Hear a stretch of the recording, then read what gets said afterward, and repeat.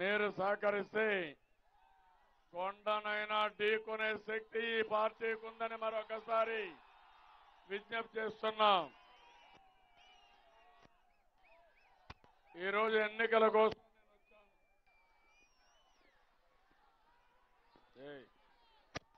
వాడెక్కడే వాడు కుర్రాడెక్కడ మైకోడు. ఈరోజు నేను ఇక్కడికి వచ్చింది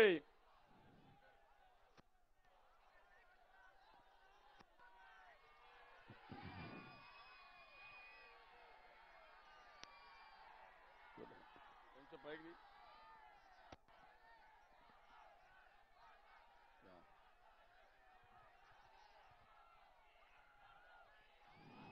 ఈరోజు నేను ఒంగోలులో మిమ్మల్ని అందరినీ చూశాను. పిల్లల ఉత్సాహం, కేరింతలు, అవునా కాదా పిల్లలు? మా ఆడబిడ్డలు ఎప్పుడూ ఇంట్లో నుంచి బయట రారు. మొత్తం రోడ్డంతా మా చెల్లెళ్ళు అక్కలే ఉన్నారు. ఎంత ఉత్సాహంగా ఉన్నారంటే మేము కూడా పోరాటానికి సిద్ధం, అటో ఇటో తేల్చుకుంటామని యుద్ధం కోసం మా ఆడబిడ్డలు సిద్ధంగా ఉన్నారు. యువత మా తమ్ముళ్ళు మిమ్మల్ని చూస్తున్నా కడుపు నిండుతా ఉంది. మీ ఉత్సాహం చూశాను. మేము కూడా రెడీగా ఉన్నాం. కబద్దార్ వదిలిపెట్టమని మీరు కూడా సిద్ధపడిపోయారు. ఒంగోలు టౌన్ తిరగబడింది. దారిలో చూశాను మా మైనారిటీ సోదరులు, ఎప్పుడూ ఇంట్లో రానటువంటి మా మైనారిటీ ఆడబిడ్డలు, నా చెల్లెళ్ళు రోడ్డు మీదకి వచ్చి మేము కూడా పోరాటానికి సిద్ధమని, నరేంద్ర మోడీ పైన మీరు పోరాడండి, మీకు అండగా మేము ఉంటామని మా ఆడబిడ్డలు చెప్పే పరిస్థితికి వచ్చింది. మైనారిటీ సోదరులు చెప్పే పరిస్థితికి వచ్చారు. కొద్దిగా ఎన్నికరా మైక్. ఇది చూసిన తర్వాత నాకు అనిపించింది, నేను ఈరోజు ఎన్నికల్లో వచ్చాను. మీ ఉత్సాహం చూశాను, మీ పట్టుదల చూశాను. నా పోరాటం సరైనదనేది నా నమ్మకాన్ని కలిగించారు. దీనికి మీ అందరికీ శిరస్సు వంచి పాదాభివందనం చేస్తున్నాను. ఎందుకంటే ఇది నా స్వార్థం కోసం కాదు, ఈ పిల్లల భవిష్యత్తు కోసం, ఈ యువత భవిష్యత్తు కోసం, రాష్ట్ర మనుగడ కోసం, జాతి గౌరవం కోసం. తమ్ముళ్ళు, ఆత్మగౌరవం లేని జాతి అని మిమ్మల్ని అడుగుతున్నా. మైక్ చూడవా. ఈరోజు మనం ఒకసారి చూస్తే మైక్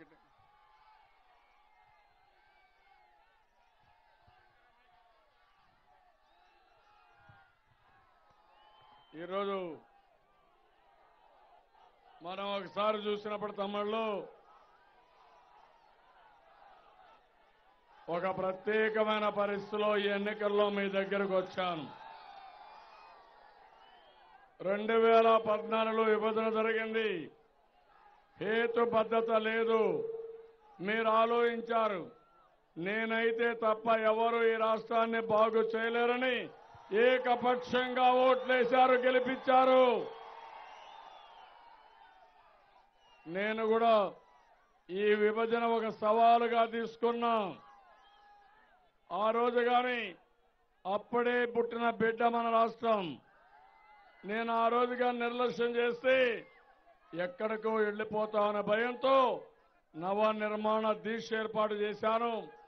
మహాసంకల్పం పెట్టాను, జన్మభూమి పెట్టాను. ఒక పక్క రాజీ లేని పోరాటం మన హక్కుల కోసం, ఇంకో పక్క ఎవ్వరికీ ఇబ్బంది లేని సుపరిపాలన ఇచ్చాను.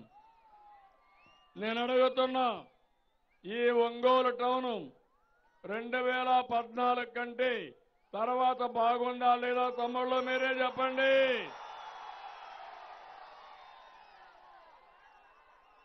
సంక్షేమ కార్యక్రమాలు బాగా చేశామా లేదా అని మిమ్మల్ని అడుగుతున్నా. పేదవాళ్ళకు అండగా ఉన్నామా లేదా అని మిమ్మల్ని అడుగుతున్నా. పేదవాళ్ళకు అండగా ఉన్నామంటే చేయలేదు చూపేయండి మేము అండగా ఉన్నామని. నేను ఒకటే ఆలోచించాను, కొద్దిగా నికరం, ఏ పేదవాడు కష్టపడకూడదని, ఇబ్బంది పడకూడదని నా పాదయాత్రలో చెప్పాను. ఒక మాట చెప్పాను, మీ పిల్లలు మిమ్మల్ని చూసుకోవడం లేదు, వాళ్ళకి ఆర్థిక స్తోమత లేదు, కానీ నేను ఒక పెద్ద కొడుకుగా ఉంటా, కుటుంబ పెద్దగా ఉంటా, మిమ్మల్ని ఆదుకుంటా అని ఒక మాట ఇచ్చాను. 200 రూపాయలు పెంచను, ఈరోజు 10 రెట్లు పెంచి 2000 రూపాయలు చేసిన ఘనత ఈ తెలుగుదేశం ప్రభుత్వాన్ని. వితంతువులకు పింఛనిచ్చాను, ఒంటరి మహిళలకు పింఛనిచ్చాను, దివ్యాంగులకు పింఛన్లు పెంచాం, ట్రాన్స్జెండర్కి పింఛన్లు పెంచాం. ఒకరిని కాదు, కడాన కిడ్నీ డయాలసిస్ చేసుకుంటే వాళ్ళకు కూడా పెన్షన్ పెంచానని చెప్పి కూడా నేను మీకు తెలియజేస్తున్నా. రెండో చేతులు లేకపోతే అలాంటి వారికి 10,000 రూపాయలు నెలకు పింఛనిచ్చిన ఏకైక ప్రభుత్వం మన ప్రభుత్వం అని మీ అందరికీ చెప్తున్నా. ఇప్పుడు ఆలోచించాను, మళ్ళీ ఇవ్వాలి. తప్పకుండా భవిష్యత్తులో 3,000 రూపాయలు పెన్షన్ ఇవ్వడానికి సిద్ధంగా ఉన్నాం. 50 లక్షల మంది మానవత్వం, ఆత్మగౌరవంతో బతకడానికి నేను ఈ పని చేశాను. ఈరోజు మా ఆడబిడ్డలు ఉన్నారు, ఇంట్లో నుంచి అందరూ రోడ్డు మీదకి వచ్చారు. మామూలు వాళ్ళు కూడా కాదు, కొంతమంది అయితే ఎప్పుడూ ఇంట్లో నుంచి బయట రాని మహిళలు ఈ రోజు రోడ్డు ఎక్కారంటే అది మీ పట్టుదల. ఏమమ్మా చెల్లెమ్మలందరికీ విజ్ఞప్తి చేస్తున్నా, మీకోసం ఎన్నో కార్యక్రమాలు చేశాను, మీ ఆత్మ గౌరవాన్ని పెంచాను. మీరందరూ కూడా డాక్రా సంఘాలు పెట్టినా, మెప్మా సంఘాలు పెట్టాను, పొదుపు ఉద్యమం నేర్పించాను. అదే మరికి దీపం కింద వంట గ్యాస్ అంతా ఇప్పించాను, మరుగుదొడ్లు కట్టించాను. కడాన మీ సౌభాగ్యం కోసం ఈరోజు మీరు చూస్తే పసుపు కుంకుమ పెట్టి మీ అన్నదమ్ములు ఇవ్వకపోయినా మీకు చంద్రన్న ఉన్నాడు, మీకు అండగా ఉంటాడని ఈ కార్యక్రమానికి శ్రీకారం చుట్టా. నేను అడుగుతున్నా మా ఆడబిడ్డల్ని, మా చెల్లెమ్మల్ని, ఈరోజు రాబోయే రోజుల్లో డాక్రా మెప్మా సంఘాలకి స్మార్ట్ ఫోన్ కూడా ఇస్తా. ఇచ్చిన తర్వాత మీకే కష్టం వచ్చినా ఒక యాప్ కొట్టి చంద్రన్న నాకు ఈ పని ఉందంటే, ఈ సమస్య ఉందంటే చెల్లమ్మ నేను మీకు అండగా ఉన్నానని మీ పనులు చేయడానికి సిద్ధంగా ఉంటా. ఇంకొక పక్క రైతులను ఆదుకున్నాం. రుణమాఫీ 24,600 కోట్ల రూపాయలు రుణమాఫీ చేశా. 4వ, 5వ ఇన్స్టాల్మెంట్ ఏప్రిల్ మొదటి వారంలో వచ్చేస్తుంది. రైతులందరినీ కోరుతున్నా, ఏప్రిల్ మొదటి వారంలో డాక్రా సంఘాలకు 4,000 తెలుసు కదమ్మా మీకందరికీ. రైతులకు 4వ, 5వ ఇన్స్టాల్మెంట్. మళ్ళీ అన్నదాత సుఖీభవలో కూడా 2 హెక్టార్ల రైతులకు 9,000, 2 హెక్టార్ల పైనుంటే 10,000 రూపాయల చొప్పున మొదటి విడత ఏప్రిల్ మొదటి వారంలో ఇస్తానని మరొక్కసారి మీ అందరికీ హామీ ఇస్తున్నా. చంద్రన్న బీమా పెట్టా, పెళ్లి కానుక ఇచ్చా, ఆహార భద్రత కింద పండుగల కానుకలు ఇచ్చా. ఇంకో పక్క మీ పిల్లలు చదువుకోవాలంటే విదేశాలకు పంపించే ఏర్పాటు చేశా. ఎస్సీలకు, ఎస్టీలకి సప్లాన్ పెట్టా. బీసీలకు మీరు చూస్తే 25 కార్పొరేషన్లు పెట్టి ఆదరణ పెట్టి బీసీలకు దన్నుగా నిలిచిన వ్యక్తిని నేనేనని చెప్పి కూడా నేను మీకు తెలియజేస్తున్నా. మైనారిటీ సోదరులకి 5,000 కోట్లు పెట్టాం. ఇమాములకి, మౌజుములకి ఆందోళన ఇచ్చాం. ఉర్దూ యూనివర్సిటీ పెట్టాను. అదే మరిగా ఆజ్ హౌస్ కట్టాం. మత సామరస్యాన్ని కాపాడాం. ఈరోజు మీరు గుర్తుపెట్టుకోవాలి, జగన్మోహన్ రెడ్డి మోడీకి బి టీం ఇది. దొంగ నాటకాలు ఆడుతున్నారు. మోడీ మైనారిటీల యొక్క మనోభావాలు దెబ్బతీయాలని ఆలోచిస్తున్నాడు. దాడులు చేస్తున్నాడు. మీరు ఏ తిండి తింటే నరేంద్ర మోడీకి ఎందుకని నేను అడుగుతున్నా, దానిపైన దాడి చేస్తారా అని నిలదీస్తున్నా. ఈ ఒంగోలు మీటింగ్ లో మైనారిటీస్ పైన దాడులు, త్రిపుల్ తలాక్ పైన వేధింపులు, అలాంటి వ్యక్తికి అండగా ఉండే వ్యక్తి ఈ జగన్మోహన్ రెడ్డి. ఈయనకు కేసుల భయం ఇంకేమీ లేదు. అన్ని కేసులు కూడా ఉన్నాయి. అందుకే పిరికితనం అని చెప్పి కూడా నేను మీకు తెలియజేస్తున్నా. ఇంకో పక్క అభివృద్ధి చూడండి. ఇక్కడే 2600 కోట్ల రూపాయలు ఖర్చు పెట్టి ఒంగోలు టౌన్ ని సుందరీకరణ చేశాం. ఇండ్లన్నీ పెద్ద ఎత్తున కట్టాం. 145 ఎకరాల భూమి తీసుకుని మీకందరికీ ఇండ్లు కట్టడానికి ముందుకు పోయాను. మొన్నే అనౌన్స్ చేశాను. పేదవాళ్ళు ఉన్నారు. పట్టణ ప్రాంతాల్లో కూడా కట్టే ఇండ్లన్నీ ఉచితంగా కట్టిస్తానని మీ అందరికీ హామీ ఇస్తున్నా. గేటెడ్ కమ్యూనిటీ మారుగా డబ్బులుండే వాళ్ళకు ఉండే ఇండ్లు మీకు ఉచితంగా కట్టించే బాధ్యత నాది అని మరొక్కసారి మీ అందరికీ తెలియజేస్తున్నా. 29 లక్షలకు శ్రీకారం చుట్టాను. అన్ని ఇండ్లు కడతా. 2022-23కి ఈ రాష్ట్రంలో ఇల్లు లేదనకుండా ప్రతి ఒక్కరికి ఇల్లు కట్టించే బాధ్యత ఒక అండగా, ఒక కుటుంబ సభ్యుడిగా నాది. పిల్లల్ని చదివిస్తున్నాం, బాగా చదివిస్తున్నాం. ఇంకో పక్క ఈరోజు మీ ఆరోగ్యం కోసం ఎన్టీఆర్ వైద్య సేవ పెట్టాను.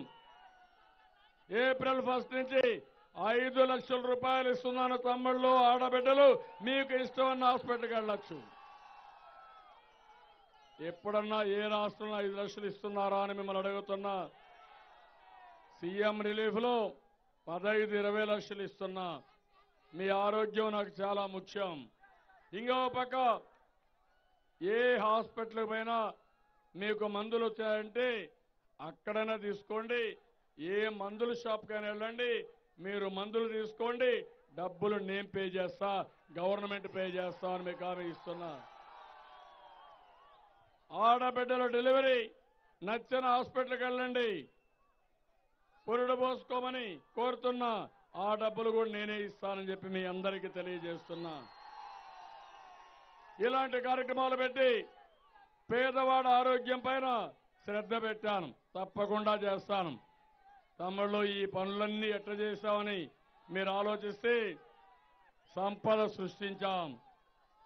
11%, 10.82% గడిచిన 5 సంవత్సరాల్లో మన అభివృద్ధి. దేశంలో 2 అంకెల అభివృద్ధి ఎవరిది లేదు. మనమే సాధించాం.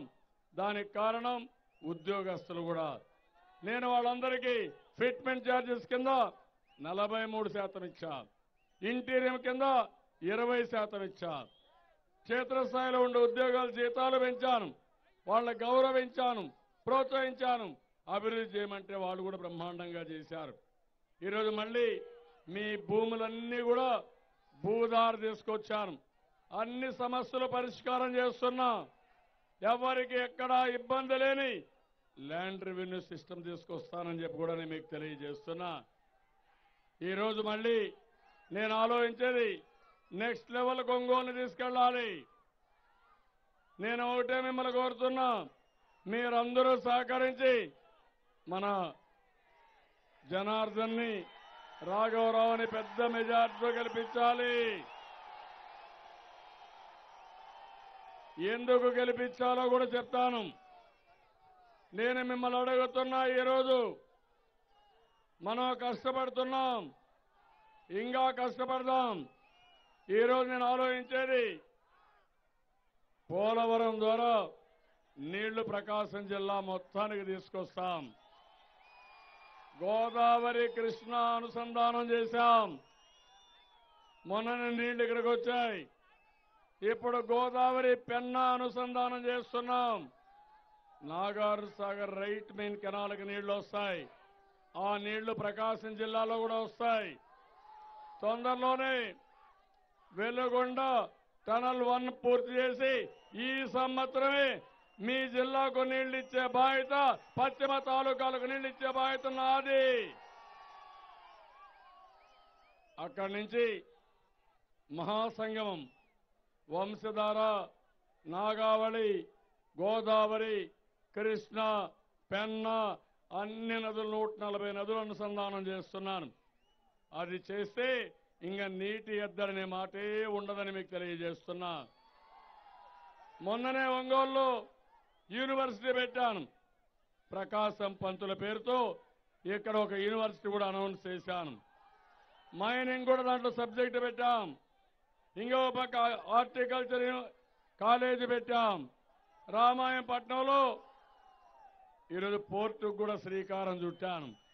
అప్పుడే ఏషియా పల్ప్ ఫ్యాక్టరీ వచ్చింది. 25,000 కోట్ల రూపాయలు పెట్టుబడి పెడుతున్నారు తమ్ముళ్ళు. అది నన్ను చూసి వాళ్ళు వచ్చిన విధానం అని చెప్పి మీకు తెలియజేస్తున్నా. నేను అడుగుతున్నా, వ్యాన్పిక్ సిటీ పెట్టారు. 28,000 ఎకరాలు ఎవరికిచ్చారు? నీకు కావాల్సిన వ్యక్తికి ఇచ్చుకున్నారు. ఏం చేశారు? అవినీతిలో కూరకపోయి కడాన సిబిఐ ఎంక్వైరీ పోయే పరిస్థితి వచ్చింది. తమిళలో ఇంకో పక్క నేను ఆలోచించడం, శ్రీకాకుళం ఇచ్చాపురం నుంచి తడ వరకు బీచ్ రోడ్డు కూడా తీసుకొస్తాను. ఇప్పుడు నేషనల్ హైవే ఉంది. ఆ నేషనల్ హైవేకి సమానంగా బీచ్ రోడ్డు వచ్చి మధ్యలో కనెక్షన్స్ కానీ చేయగలిగితే ఇండస్ట్రీ కానీ టూరిజం కానీ బ్రహ్మాండంగా ప్రమోట్ అవుతుంది. ఒకసారి యూత్ ఆలోచించాలి. నీళ్లు వస్తే కరువు ఉండదు. అదే మాదిరిగా బీచ్ రోడ్డు వస్తే ఇండస్ట్రీ సర్వీస్ సెక్టర్ వస్తుంది. ఆ రోజు మీరందరూ ఒకటి ఆలోచించారు. మీరు ఆలోచించింది బాబు రావాలి, జాబు రావాలని. జాబు కావాలంటే బాబు రావాలి. ఈరోజు మళ్ళీ చెప్తున్నా, మీకు జాబు రావాలంటే మళ్ళీ బాబే గెలవాలి. అవునా కాదా? మళ్ళీ నువ్వే రావాలని మీరందరూ ఉత్సాహంగా పనిచేస్తున్నారు. నేను వస్తే మా తమ్ముళ్ళ గౌరవం పెరుగుతుంది. జగన్ వస్తే అప్రతిష్ట పాలైపోతారు తమ్ముళ్ళు. గోయిందా గోయిందా. నిన్న చూశారా? 48 పేజీల అఫిడవిట్, 30 పేజీలు, 40 పేజీలు, 31 ఆరోపణలు, ఎఫ్ఐఆర్లు. సిబిఐ, ఈడీ, పోలీస్ స్టేషన్లో ఎక్కడ చూసినా కేసులే కేసులు. ఎంత దుర్మార్గుడో ఒక్కసారి మీరు ఆలోచించండి. నిన్ననే పులివెందల్లో చూశారు. వాళ్ళ బాబాయిని, వాళ్ళ చిన్నాన్నే హత్య చేస్తే అది గుండెపోటు మరణం అని చెప్పాలని ప్రయత్నం చేశారంటే వీళ్ళకి సిగ్గుందా తమ్ముళ్ళు అని మిమ్మల్ని అడుగుతున్నా. ఇది వాళ్ళ కుటుంబ సభ్యులు చేసిన పని అవునా కాదా? అవునంటే చేతులపైకి ఎత్తండి. అందరూ ఒప్పుకుంటున్నారు. కానీ జగన్మోహన్ రెడ్డి బుకాయిస్తాడు. జగన్మోహన్ రెడ్డి క్యారెక్టర్ అది. ఎదురు దాడి చేస్తాడు, ఏది తెలియనట్టు నటిస్తాడు. అదే మాదిరిగా ఎప్పటికప్పుడు తప్పించుకోవడానికి కూడా ప్రయత్నం చేస్తాడు.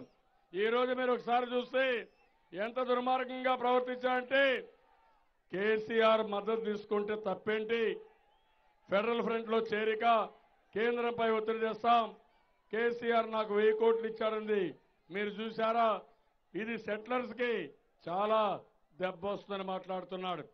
నేను అడుగుతున్నా జగన్మోహన్ రెడ్డిని, మీరెవరు చెప్పడానికని అడుగుతున్నా. కేసీఆర్ చేసిన తప్పులు ఎవరన్నా చేశారా తమ్ముళ్ళు అని మిమ్మల్ని అడుగుతున్నా. కేసీఆర్ ను మీరు ఆమోదిస్తారా అని మిమ్మల్ని అడుగుతున్నా. మన రాష్ట్రానికి నాయకుడిగా కేసీఆర్ ఆమోదిస్తారా అని మిమ్మల్ని అడుగుతున్నా. ఒకసారి గతంలోకి వెళ్తారా లేదని మిమ్మల్ని అడుగుతున్నా. విభజన రావడానికి ఆ రోజు చేసిన పని మీరు చూస్తే మనం దొంగలం, మనం రాక్షసులం. ఆంధ్ర వాళ్ళు రాక్షసులు, ఆంధ్ర వాళ్ళు దొంగలు, ఆంధ్ర వాళ్ళు లూటర్స్ అని మాట్లాడే జ్ఞాపకం ఉందా తమ్ముళ్ళు అని మిమ్మల్ని అడుగుతున్నా.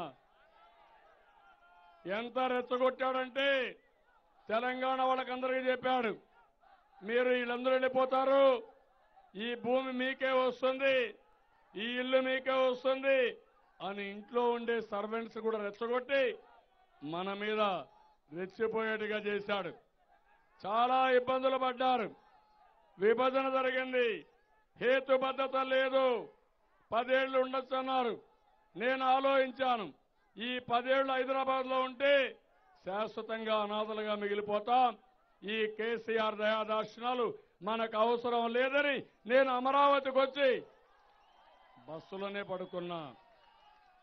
బస్సులోనే నా ఆఫీసు. అక్కడి నుంచే అంచెలంచెలుగా ముందుకు పోయాం.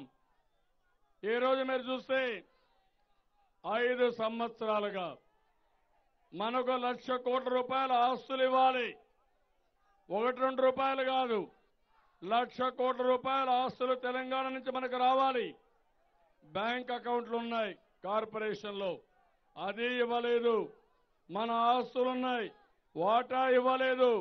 కేంద్రం కూడా మళ్లీ మనకు అన్యాయం చేశారు. సుప్రీంకోర్టు చెప్పింది అన్ని ఆస్తుల్లో జనాభా ప్రకారం ఇవ్వాలని. సుప్రీంకోర్టు చెప్పినా కేంద్ర ప్రభుత్వం తెలంగాణకే చెందాయని చెప్పి వాళ్ళు కూడా ఒక జడ్జిమెంట్ ఇచ్చారు. అక్కడి నుంచి మనం కోర్టుకు వెళ్ళాం, పోరాడుతున్నాం.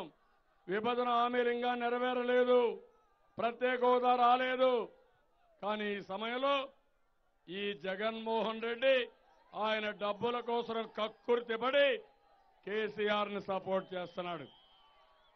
మీరు ఆయన కాళ్ళ దగ్గర ఉండండి, బాంచేన్ నీ కాళ్ళు మొక్కుతానని ఉండండి. నీ మీద కేసులున్నాయి, అందుకే నువ్వు సరెండర్ అయిపోయావు. కానీ మా రాష్ట్ర ప్రజానీకం 5 కోట్లు మాత్రం వదిలిపెట్టవని మరొకసారి హెచ్చరిస్తున్నా. తెలుగు వాళ్ళు హైదరాబాద్లోనే కాదు ప్రపంచమంతా ఉన్నారు. తెలుగు వారికి ఎక్కడ అన్యాయం జరిగినా తెలుగుదేశం పార్టీ అండగా ఉంటాం.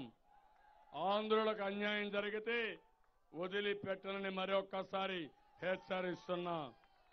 అదే సమయంలో కొంతమంది హైదరాబాద్లో ఉండి కేసీఆర్కు తొత్తులుగా మారారు. మనల్ని విమర్శిస్తారు. మీరు కావాలంటే ఆయన ఊడిగం చేసుకోండి, నాకేం బాధ లేదు. కానీ ఈ రాష్ట్ర హక్కులు కానీ అతనికి తాకట్టు పెట్టే విధంగా మీరొచ్చి ఇక్కడ రాజకీయాలు చేస్తే మాత్రం ఖబర్దార్, జాగ్రత్తగా ఉండండి. ఈ రాష్ట్ర ప్రజానికి వదిలిపెట్టారు. మీరు వెళ్ళారు మీ ప్రజల కోసం, నాకు అబ్జెక్షన్ లేదు. చెన్నైలో ఉన్నారు, బెంగళూరులో ఉన్నారు, అమెరికాలో ఉన్నారు, ఎక్కడున్నా పర్వాలేదు. వాళ్ళకి సమస్య వస్తేనే అండగా ఉంటా. మీరు అక్కడ వాళ్ళతో కలవండి, మీరేమన్నా చేసుకోండి. మా దగ్గరకు వచ్చి ఇంటర్ఫీర్ అయితే మాత్రం వదిలిపెట్టనని మరొక్కసారి హెచ్చరిస్తున్నా. నిన్నన్నాడు జగన్మోహన్ రెడ్డి, ఎవరైతే పవన్ కళ్యాణ్ కోడికత్తి పార్టీ తమ్ముళ్ళు, ఆ కోడికత్తి పార్టీ సమస్య. రాష్ట్రంలో కరువు సమస్య కాదు, తుఫాన్ల సమస్య కాదు, మా తమ్ముళ్లకు ఉద్యోగాల సమస్య కాదు, పింఛన్ల సమస్య కాదు, కోడికత్తి పార్టీ అనే సమస్య మనకు. ఎందుకు నేను ఈ మాట వాడుతున్నానంటే కుట్ర కుతంత్రాలు, కేసీఆర్కి దాసోహం, ఆయన ద్వారా మనకు దాడి. ఇప్పుడే అన్నాడు ఆయనతో కలిస్తే తప్పేంటని. ఈ కేసీఆర్ ఎందుకు పోలవరం ప్రాజెక్టు పైన సుప్రీంకోర్టుకు వెళ్ళాడు? సమాధానం చెప్పమని ఈ జగన్మోహన్ రెడ్డిని ఈ ఒంగోలు సభ ద్వారా డిమాండ్ చేస్తున్నాను. మీరేమంటారు తమ్ముళ్ళు? పోలవరం ప్రాజెక్టు మీద సుప్రీంకోర్టు పైన వ్యక్తిని గవర్నమెంట్ ని ఈ జగన్మోహన్ రెడ్డి సపోర్ట్ చేస్తే మీకు కోపం రాలా? ఆయనకు సిగ్గుందా? పౌరుషం ఉందా? ఈ గడ్డ మీద పుట్టాడా? ఎక్కడ పుట్టాడు? లోటస్ పాట్లో పుట్టాడు. ఏమంటారు తమ్ముళ్ళు? కోపం రాలేదా మీకు? రక్తం ఉడికిపోతా ఉంది. ఖబర్దార్ జగన్మోహన్ రెడ్డి, హైదరాబాద్కి వెళ్ళు, లోటస్ పాండ్ లో ఉండు, తెలంగాణలో పోటీ చేయి, కేసీఆర్ దగ్గర మంత్రిగా ఉండు, ఊడిగం చేయి, నాకేం బాధ లేదు.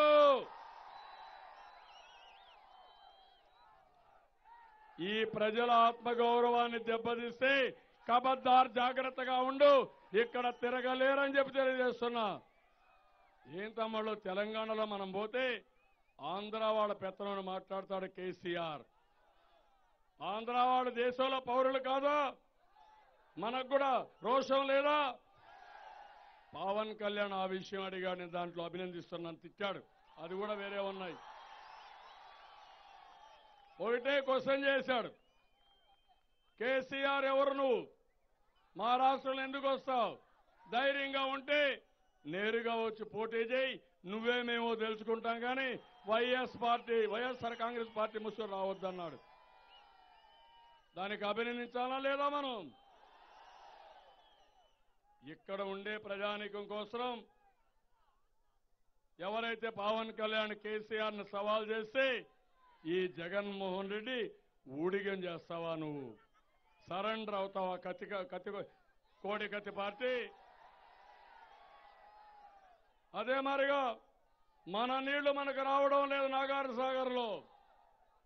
ఎవరి జగన్మోహన్ రెడ్డి ఆయన సపోర్ట్ చేయడానికి? ఎవరు కేసీఆర్ నాకు నియంత్రణ చేయడానికి? ఎందుకు నాగార్ సాగర్ నీళ్లు నాకు రానికుండా అడ్డుపడుతున్నావు? సమాధానం చెప్పమని మరొకసారి అడుగుతున్నా.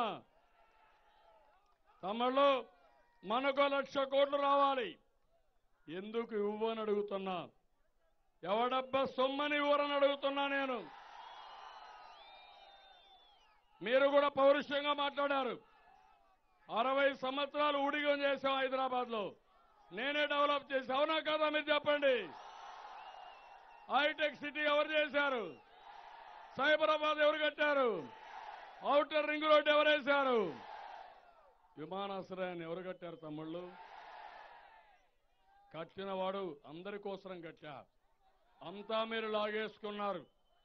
అంతా లాగేసుకుని కట్టుబట్టలతో పంపించారు. కష్టపడుతున్నాం, నష్టపోయాం, రోషంతో పనిచేస్తున్నాం. అది చేస్తా ఉంటే మళ్లీ మనల్ని బతకనీయకుండా చేస్తాడా ఈ కేసీఆర్? ఆయనకు అండబలకతాడా ఈ జగన్మోహన్ రెడ్డి? ఖబర్దార్ జగన్మోహన్ రెడ్డి, ఆంధ్రప్రదేశ్ ప్రజానికి నిన్ను క్షమించరు జీవితంలో. ఇది మా జీవన మరణ సమస్య. ప్రాణాలైనా పోగొట్టుకుంటాం కానీ మా ఆత్మ గౌరవాన్ని తాకట్టు పెట్టమని మరొకసారి తెలియజేస్తున్నా. ఆత్మ గౌరవాన్ని తాకట్టు పెడితే అది జాతినే కాదని చెప్పి కూడా నేను మీకు తెలియజేస్తున్నా.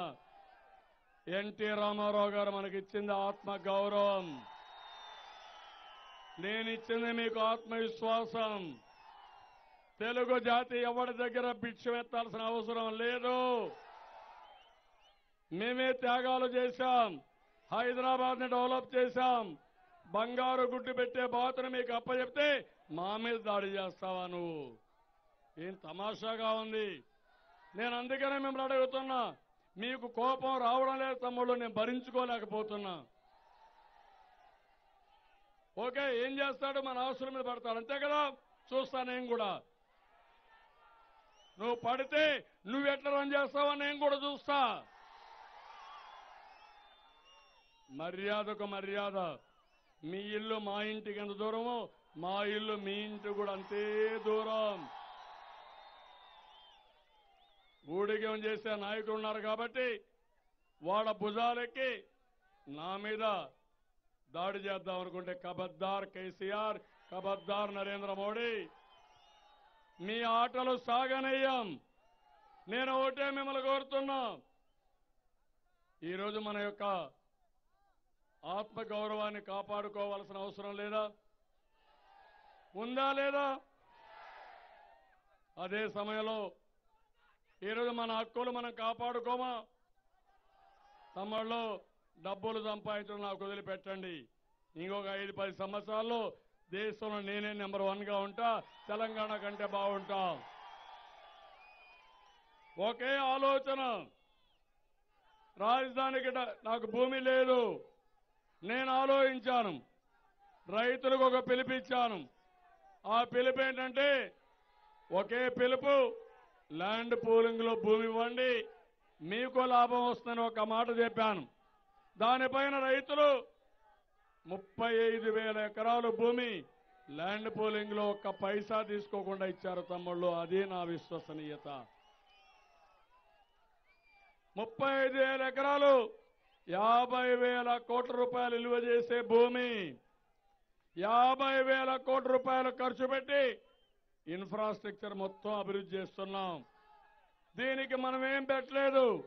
అందులోనే కొంత భూమి అమ్మేస్తే 50,000 కోట్ల రూపాయలు వస్తుంది. ఒక్క దెబ్బతో రాజధాని ఒక్క పైసా పెట్టుబడి పెట్టకుండా కట్టిన ఘనత తెలుగు జాతిది. నరేంద్ర మోడీ ఇచ్చింది 1,500 కోట్లు. రాజధాని ఫౌండేషన్కి వస్తే మన ముఖాన కొట్టింది మట్టి నీళ్లు, దుమ్ము నీళ్లు. ఆ రోజు అన్నాడైనా కేసీఆర్, నేనేదో 500 కోట్లు ఇవ్వాలనుకున్నాను. 500 కోట్లు ఇవ్వాలంటే నరేంద్ర మోడీ కోప్పడతాడు కాబట్టి ఆయన మట్టి నీళ్లు ఇచ్చాడు. నేను డబ్బులు ఇస్తే కోప్పడతాడు కాబట్టి నేను ఇవ్వలేదని అన్నాడు. అంటే నువ్వు మాకు ముష్టేస్తావా 500 కోట్లు? ఎవడి డబ్బులు అది? నాకు ఆ ముష్టక్కర్లా.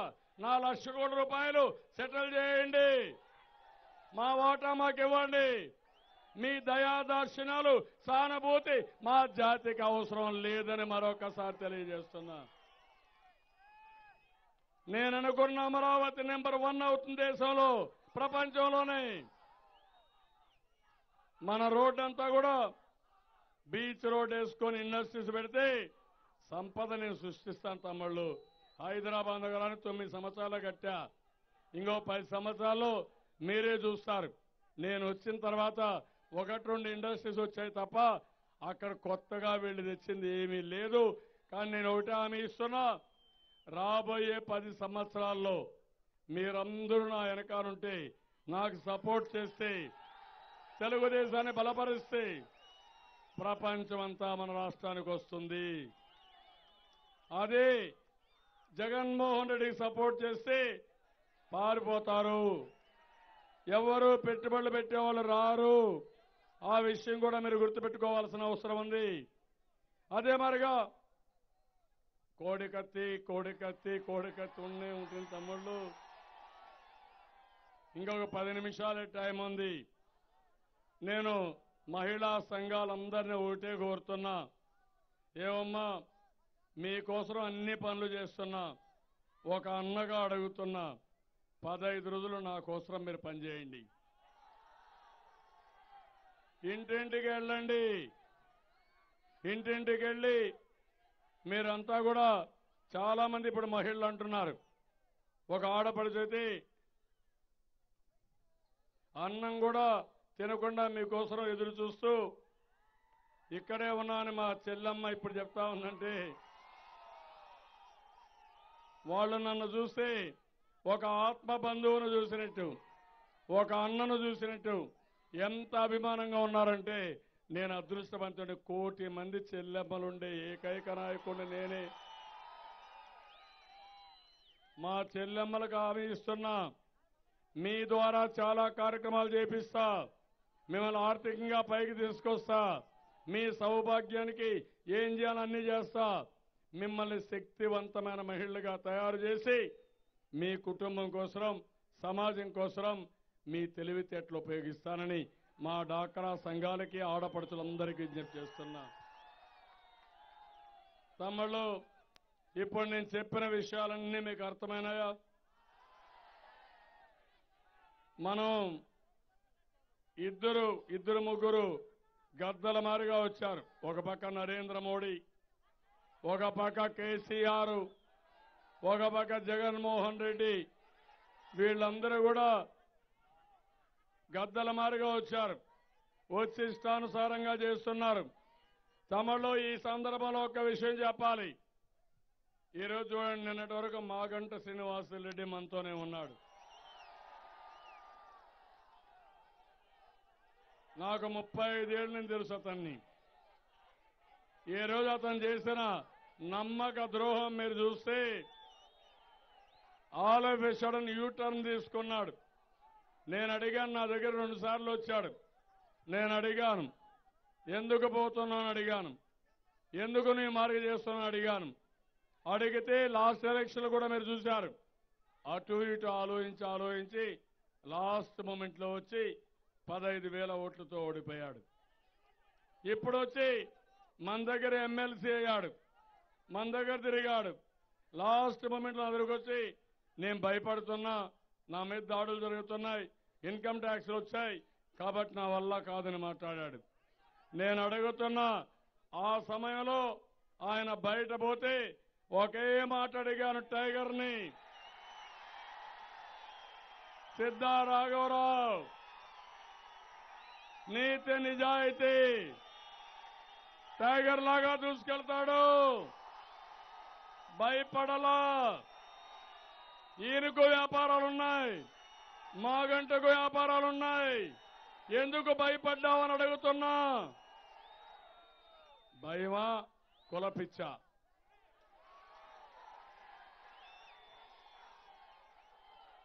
నాకు అర్థం కాల. ఏం తమ్ముళ్ళు, ఇది రాజకీయమా? ఇది మీరందరూ ఏం ఆలోచిస్తారు? రాఘవరావు గారికి కులం కాదు, ప్రజాభిప్రాయం, ప్రజాభిమానం. 90 మంది ప్రజలు ఈయనతోనే ఉన్నారు. చూపిస్తారా మీ శక్తి? నమ్మకమేనా మీ దగ్గర నుంచి? నేను ఎప్పుడు చూడలే, ఇది ఒక నీతి మాలిన పార్టీ వైఎస్ఆర్ కాంగ్రెస్ పార్టీ. ఈ రోజు కూడా ఢిల్లీకి పోయి కులాల గురించి మాట్లాడుతున్నారు. నేను అడుగుతున్న, సవాలు విసురుతున్నా, మీరు ఎంతమంది ఎమ్మెల్యేలకు ఇచ్చారు, నేను ఎంతమంది ఎమ్మెల్యేలకు ఇచ్చాను, మీరు ఎవరెవరికి ఎంపీలకు ఇచ్చారు, నేను ఎవరికి ఇచ్చానో చర్చ చేయడానికి సిద్ధంగా ఉన్నా. ధైర్యం ఉంటే రమ్మని మళ్ళీ ఒకసారి ఛాలెంజ్ చేస్తున్నా. 30 సంవత్సరాల తమ్ముళ్ళు ఎప్పుడన్నా కులం ఉందా? ఎప్పుడన్నా సామాజిక న్యాయం కోసం పోరాడిన వ్యక్తి విద్యార్థి దశ నుంచి ఇప్పటి వరకు నేనే. వెనుకబడిన వర్గాలకు పెద్దపీట వేసా. మీరెవరికి వేశారు? మీ పార్టీ సమాధానం చెప్పాల్సిన అవసరం మీ మీద లేదు. తమాషాట్లాడుతున్నారు మీరు. నేను గౌరవంగా మంచిది కాదని వదిలిపెడితే రెచ్చిపోతున్నారు. రెచ్చిపోవడం మంచిది కాదని కూడా మరొకసారి విజ్ఞప్తి చేస్తున్నా. ఏం తమ్ముళ్ళు, నేను కులం చేసి అభివృద్ధి చేశానా? కులం చూసి సిమెంట్ రోడ్లు వేశానా? కులం చేసి మరుగుదొడ్లు ఇచ్చానా? కులం చూసి పెన్షన్ ఇచ్చానా? కులం చూసి నీళ్లు ఇస్తున్నానా? వెలుగొండ వల్ల ఎవరికి లాభం? అందరికీ లాభం, సమాజానికి లాభం, వెనుకబడిన ప్రాంతానికి లాభం. అదే సవాలు విసురుతున్నా. నాది సామాజిక బాధ్యత, ప్రజాహితం. మీది కావాలని తప్పుడు రాజకీయం. ఈ తప్పుడు రాజకీయాలు ఇక్కడ జరగవని మరొకసారి హెచ్చరిస్తున్నానని చెప్పి కూడా నేను మీకు తెలియజేస్తున్నా. ఇంకో పక్కన జనార్దన్ గారు ఎప్పుడూ మీకు అందుబాటులో ఉన్నాడు. నేను అడుగుతున్నా, అవతల వ్యక్తి ఏమన్నా పనులు చేశాడా తమ్ముళ్ళు ఎప్పుడైనా? ఆయన చాలా బిజీ వేరే పనుల్లో. జనార్దన్ ఎప్పుడూ బిజీ మీ దగ్గర పనులు చేయడానికి. నేను అడుగుతున్నా, అటు సిద్ధా రాఘవరావు గారు, ఇటు జనార్దన్ ఇద్దరు కలిసి ఈ ప్రాంతాన్ని బ్రహ్మాండంగా అభివృద్ధి చేస్తారు. సిద్ధా రాఘవరావు గారు స్థానికుడు, లోకలు. అదే మాగంట నెల్లూరులో. ధైర్యం ఉంటే నెల్లూరులోనే పోటీ చేయాల్సింది. ఇక్కడికి వచ్చారు. నేను అన్నాను, మీరు భయపడితే మిమ్మల్ని కూడా, నేను కూడా ముఖ్యమంత్రిగా ఉన్నాను కదా అని అడిగాను. సమాధానం చెప్పలా. అందుకని సమయం తక్కువ ఉంది. 10 గంటలకంతా మనం ఇది చేయాల్సిన అవసరం ఉంది. నేను చూస్తానమ్మా, నేను చూసి మాట్లాడతానమ్మా. ఇప్పుడు నేను అడుగుతున్నా మిమ్మల్ని, టైం అయింది కాబట్టి, తమ్ముళ్ళు పోరాటానికి సిద్ధంగా ఉన్నారా? పోరాటానికి సిద్ధంగా ఉంటే చెప్పండి, పిడికిలు బిగించి జగన్మోహన్ రెడ్డిని వదిలిపెడదామా? కేసీఆర్ను వదిలిపెడదామా? మనలో అవమానం చేసే వ్యక్తిని, మన ఆస్తులు కొట్టేయాలనుకున్న వ్యక్తిని రేపు ఎల్లుండి వస్తా అంటే వ్యాన్పిక్ సిటీ కూడా అరిక కావాలంట, పోర్టు కూడా. అంటే పోర్టు కూడా వేస్తావు నువ్వు మా దగ్గర నుంచి.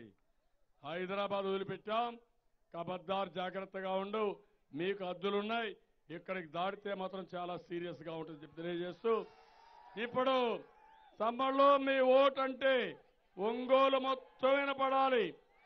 తమ్ముళ్ళు మీ ఓటు, ఇంకా గట్టిగా పోరాటం.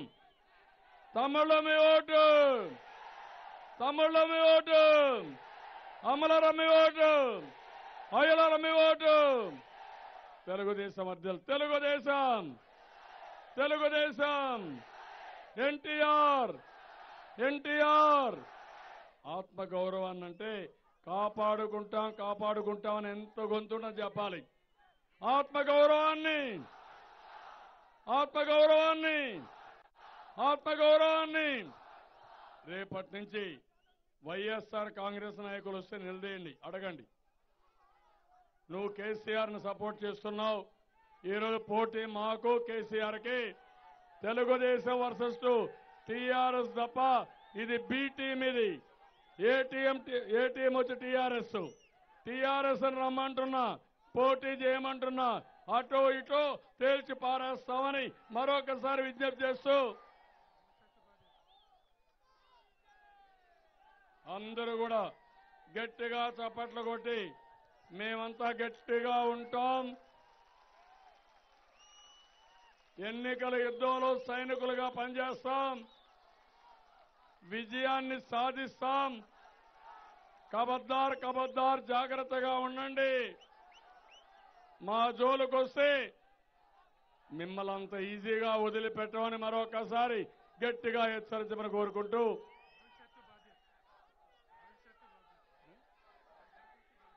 అదే మరిగా తమ్ముళ్ళు అందరికీ, ఆడబిడ్డలందరికీ హామీ ఇస్తున్నా, మీ భవిష్యత్తు నా బాధ్యత. ఎన్నికల్లో గెలిపించడం మీ బాధ్యత. ఆ తర్వాత మీరందరూ ఆనందంగా ఉండేట్టుగా అన్ని పనులు చేసే బాధ్యత, మిమ్మల్ని కాపాడే బాధ్యత, రక్షణ ఇచ్చే బాధ్యత నాది నాది నాది అని మరొకసారి తెలియజేసుకుంటూ అందరికీ నమస్కారాలు. జై హింద్, జై జన్మభూమి, జై తెలుగుదేశం.